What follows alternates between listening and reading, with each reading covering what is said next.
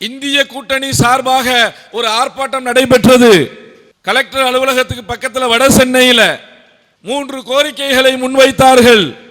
மும்மொழி கொள்கையை நாங்கள் ஏற்றுக்கொள்ள மாட்டோம், யுஜிசி முறையில் திருத்த வேணும், இந்தி திணிப்பை நாங்கள் ஏற்றுக்கொள்ள மாட்டோம் என்று திராவிட முன்னேற்ற கழகத்தினுடைய குரலாக இந்திய கூட்டணி ஒரு ஆர்ப்பாட்டத்தை நடத்தினார்கள்.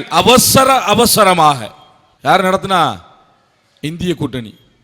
கொஞ்சம் முஸ்லிம்கள்லாம் யோசிச்சு பாருங்க, 2024 பாராளுமன்ற தேர்தலை அந்த இந்திய கூட்டணி உங்க கண்ணுக்கு முன்னாடி வரும்.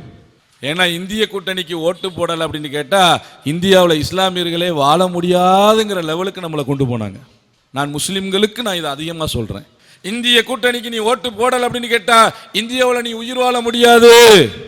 அந்த கூட்டம் சென்னையினுடைய கலெக்டர் அலுவலகத்து பக்கத்தில் ஆர்ப்பாட்டம் நடத்தினாங்க. நான் கேட்கிறேன் உங்களின் சார்பாக, யாருக்கு நீங்க ஓட்டு போட்டீங்களோ, யாருக்கு ஓட்டு போடுவதற்காக பிரச்சாரம் செய்தோமோ, யாரு வர வேண்டும் என்பதற்காக எல்லாரையும் உதாசீனப்படுத்திவிட்டு இந்த கூட்டணி தான் வெற்றி பெற வேண்டும் என்று நம்மெல்லாம் உழைச்சமே, இஸ்லாமியர்கள் உழைத்தார்களே, ஒடுக்கப்பட்ட மக்கள் உழைத்தார்களே, சிறுபான்மையினர் உழைத்தார்களே, அந்த கூட்டணி 3 கோரிக்கையை முன்வைத்து நடத்திய அந்த இந்திய கூட்டணி இந்த வக்ஃபு திருத்த சட்ட மசோதாவையும் ஏங்க இந்த கோரிக்கையை முன்வைக்க அவங்க வரல, மனசு வரல.